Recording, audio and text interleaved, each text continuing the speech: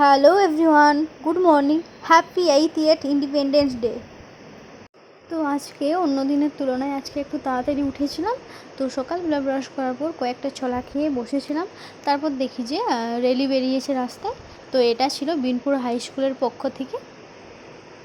তো আজ হলো 15ই আগস্ট, আমাদের পবিত্র স্বাধীনতা দিবস। 1947 সালের এই দিনে আমাদের দেশ দীর্ঘ 200 বছরের ব্রিটিশ শাসন থেকে মুক্তি পেয়েছিল। মহাত্মা গান্ধী, সুভাষচন্দ্র বসু, ভগৎ সিং, ক্ষুদিরাম বসু ও নেতাজির মতো হাজারো বীর সেনার আত্মত্যাগের বিনিময়ে আমরা আজ স্বাধীন আকাশে নিঃশ্বাস নিতে পারছি। আর শুধু উৎসব পালন করা নয়, দেশের সংবিধান মেনে চলা এবং দেশকে এগিয়ে নিয়ে যাওয়া আমাদের আসল কাজ। আসুন আমরা সবাই মিলে এক দুর্নীতিমুক্ত, সুন্দর ও শক্তিশালী ভারত গড়ে তোলার শপথ নিই। জয় হিন্দ, জয় ভারত, বন্দে মাতরম।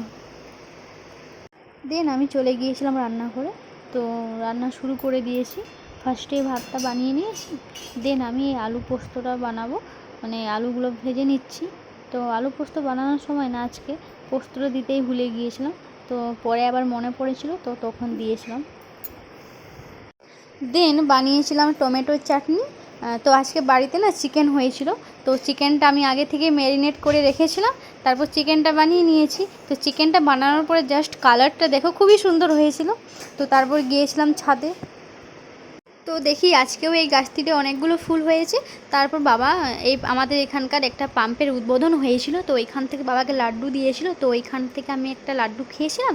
তারপর দেখি যে পায়রাগুলো এসছে, তো ওদেরকে আমি ভাত খেতে দিয়েছি আর নিজেদের মধ্যেই দেখো ঝামেলা শুরু করে দিয়েছে। দেন আমি চলে এসেছি লাঞ্চ করতে। তো লাঞ্চে এসে খুব সিম্পল মেনু করিয়েছিলাম, তো সেরকম কিছু বানানো হয়নি আজকে। তো বিকেলবেলাতে মা গিয়েছিল ঝাড়গ্রামে, তো সেখান থেকে আমাকে এই চকলেটটা তার সাথে বাদামের একটা পকোড়া এনে দিয়েছিল। তো সেটা খেয়েছিলাম।